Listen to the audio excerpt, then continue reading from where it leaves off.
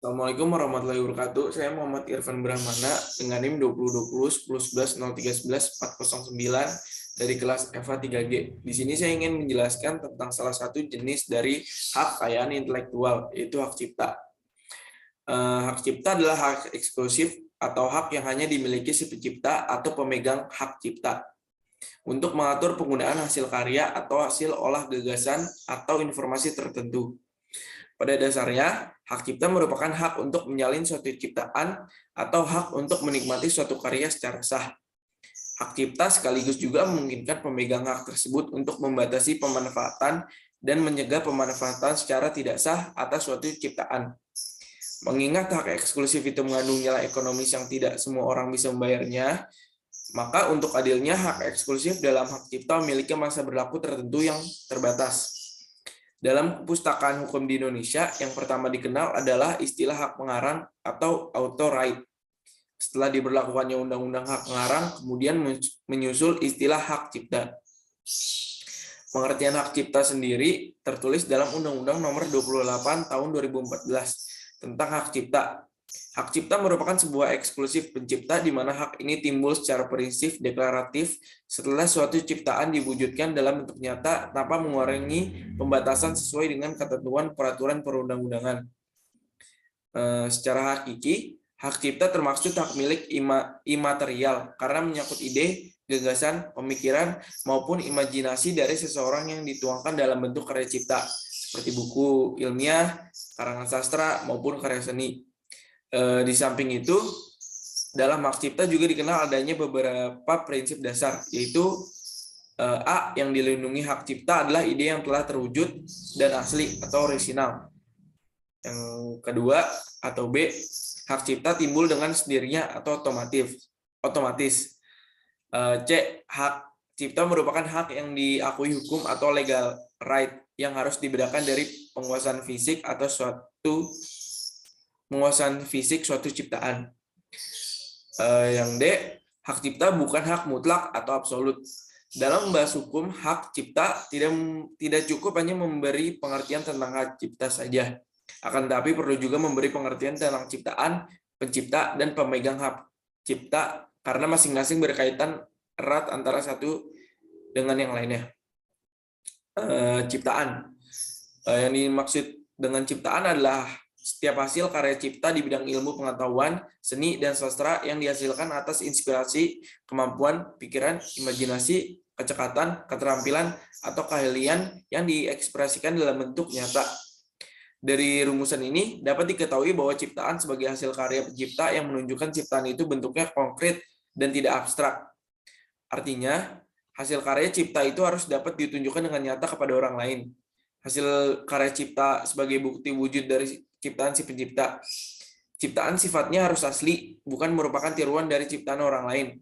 Pencipta harus dapat membuktikan hasil karya ciptaannya berasal dari ciptaannya sendiri, terutama apabila terjadi sengketa. Selanjutnya, dalam rumusan tersebut juga memberikan ruang lingkup ciptaan dalam 3 bidang, yaitu ilmu pengetahuan, seni, dan sastra. Di luar ketiga bidang itu, maka hasil karya cipta bukan merupakan ciptaan. B. Pencipta dan siapa yang dianggap sebagai pencipta. Adapun pengertian dari pencipta adalah seorang atau beberapa orang yang secara sendiri-sendiri atau bersama-sama menghasilkan suatu ciptaan yang bersifat khas atau pribadi. Dalam pasal 31 Undang-Undang Nomor 28 Tahun 2014 tentang hak cipta, yang dianggap sebagai pencipta yaitu orang yang namanya yang pertama disebut dalam penciptaan, yang kedua dinyatakan sebagai pencipta pada suatu ciptaan, yang ketiga disebut dalam surat catatan ciptaan dan atau tercantum dalam daftar umum ciptaan sebagai pencipta. Dalam hal ciptaan terdiri atas beberapa bagian tersendiri yang diciptakan dua orang atau lebih yang dianggap sebagai pencipta, yaitu orang yang memimpin dan mengawasi penyelesaian seluruh ciptaan. Namun, apabila orang yang memimpin dan mengawasi ciptaan itu tidak ada, maka yang dianggap sebagai pencipta yaitu orang yang menghimpun ciptaan dengan tidak mengurangi hak cipta masing-masing atas bagian ciptaannya. Dalam hal ciptaan yang dirancang oleh seseorang dan diwujudkan serta dikerjakan oleh orang lain di bawah pengawasan oleh si perancang, maka yang dianggap pencipta adalah orang yang merancang. Masalah penentuan mengenai siapa yang dimaksud sebagai pencipta lebih dirujukan kepada pedoman yang tertulis secara formal. Ini berarti di luar itu perlu diberi rambu atau arahan bagi pembuktiannya.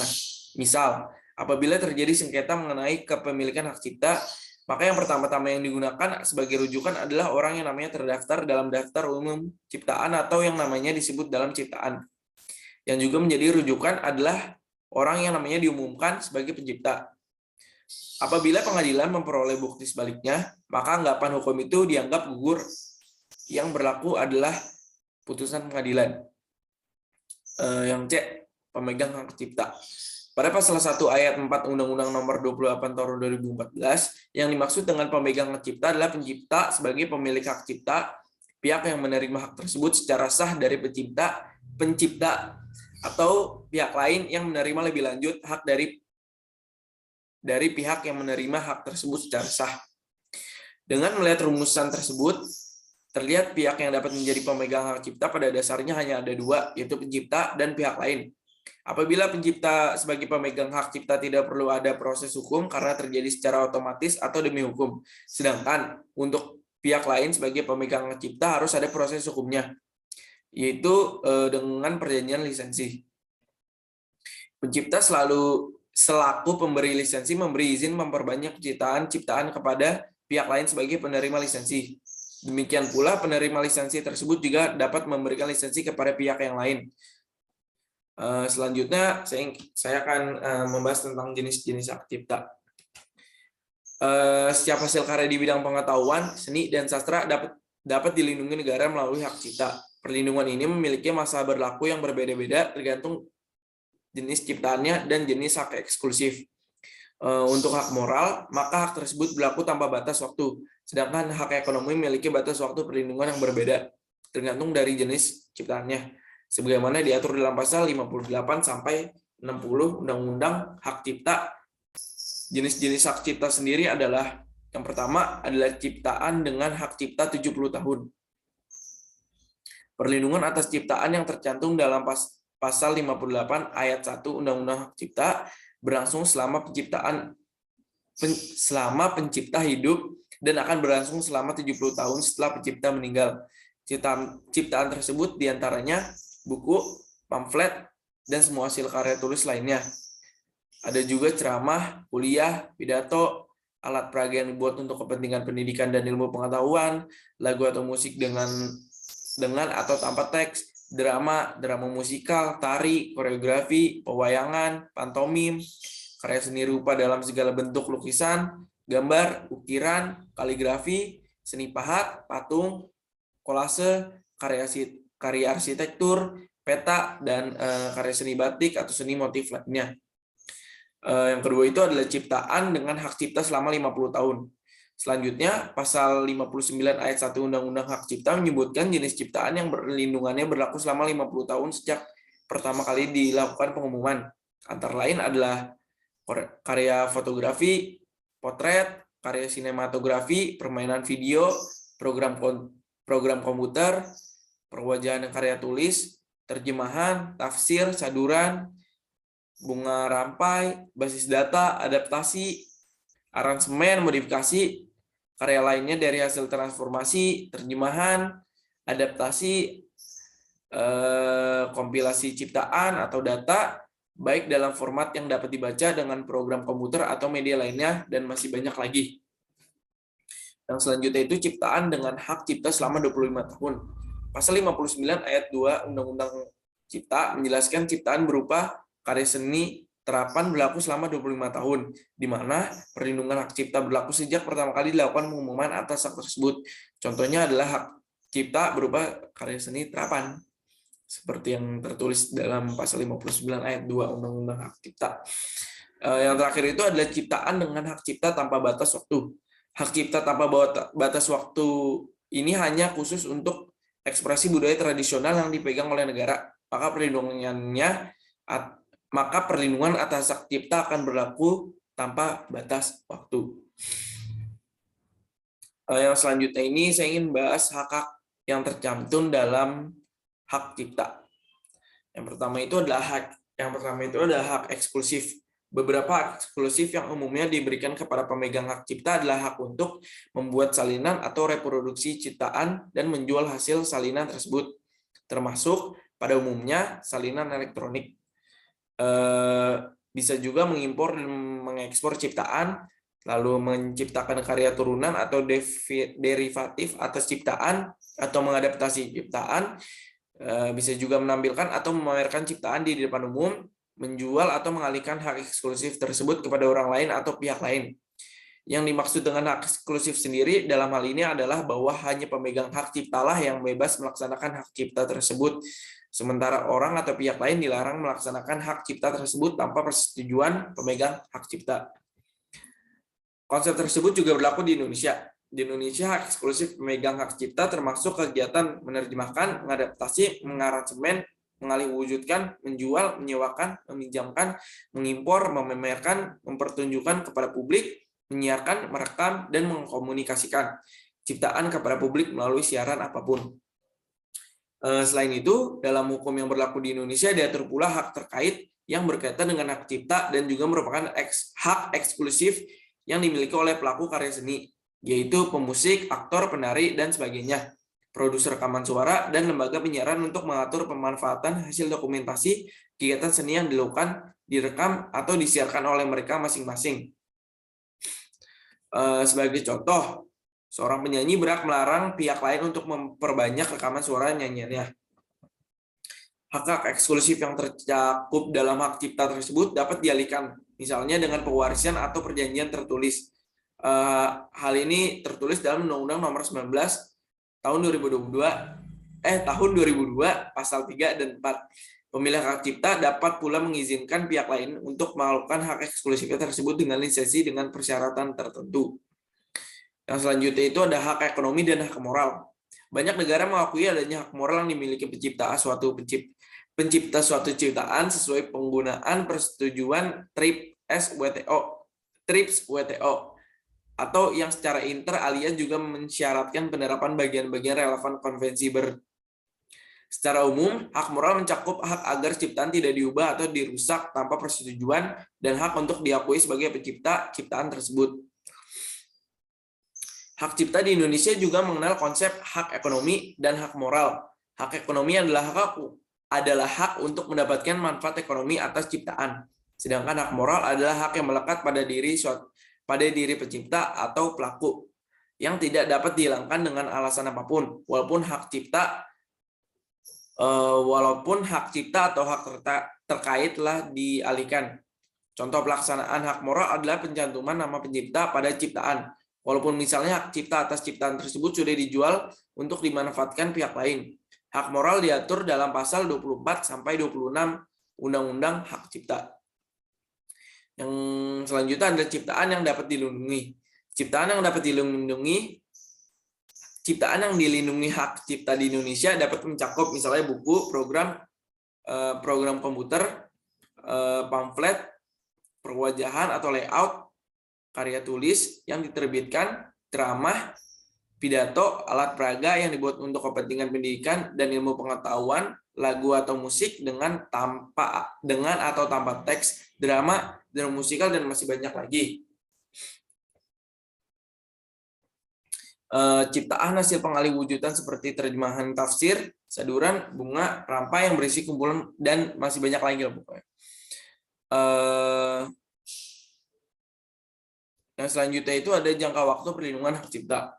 Hak cipta berlaku dalam jangka waktu berbeda-beda dalam yurisdiksi yang berbeda-beda untuk jenis ciptaan yang berbeda. Masa berlaku tersebut juga dapat bergantung pada apakah ciptaan tersebut diterbitkan atau tidak diterbitkan. Di Amerika Serikat misalnya, masa berlaku hak cipta semua buku dan ciptaan lain yang diterbitkan sebelum tahun 1923 telah kadaluarsa. Di kebanyakan negara di dunia, jangka waktu berlakunya hak cipta biasanya sepanjang hidup penciptanya, ditambah 50 tahun, atau sepanjang hidup penciptanya, ditambah 70 tahun. Secara umum, hak cipta tepat mulai habis masa berlakunya pada akhir tahun bersangkutan, dan bukan pada tanggal meninggalnya pencipta. Di Indonesia, jangka waktu perlindungan hak cipta secara umum adalah sepanjang hidup penciptanya ditambah 50 tahun, atau 50 setelah pertama kali diumumkan atau dipublikasi atau dibuat, kecuali 20 tahun setelah pertama kali disiarkan untuk karya siaran, atau tanpa batas waktu untuk hak moral pencantuman nama pencipta pada ciptaan dan untuk hak cipta yang dipegang oleh negara atas folklore dan hasil kebudayaan rakyat yang menjadi milik bersama. Ini tertulis dalam Undang-Undang Nomor 19 Tahun 2002, Bab 3 dan Pasal 50. Nah, untuk pendaftaran hak cipta di Indonesia sendiri, itu bukan merupakan suatu keharusan bagi cipta atau pemegang hak cipta. Dan timbulnya perlindungan suatu ciptaan dimulai sejak ciptaan itu ada atau terwujud dan bukan karena pendaftaran. Namun demikian, surat pendaftaran ciptaan dapat dijadikan sebagai alat bukti awal di pengadilan apabila timbul sengketa di kemudian hari terhadap ciptaan. Sesuai yang diatur pada bab 4 Undang-Undang Hak Cipta, pendaftaran hak cipta diselenggarakan oleh Direktorat Jenderal Hak Kekayaan Intelektual atau Ditjen HKI, yang kini berada di bawah Departemen Hukum dan Hak Asasi Manusia. Pencipta atau pemilik hak cipta dapat langsung mendaftarkan ciptanya maupun melalui konsultan HKI. Permohonan pendaftaran hak cipta dikenakan biaya. Penjelasan prosedur dan formulir pendaftaran hak cipta dapat diperbolehkan di kantor maupun situs web Ditjen Hak Kekayaan Intelektual. Daftar umum ciptaan yang mencatat ciptaan-ciptaan yang terdaftar dikelola oleh Ditjen HKI dan dapat dilihat oleh setiap orang tanpa dikenakan biaya. Jika terdapat pertanyaan, apakah hak cipta itu dapat dialihkan? Maka jawabannya adalah iya, bisa.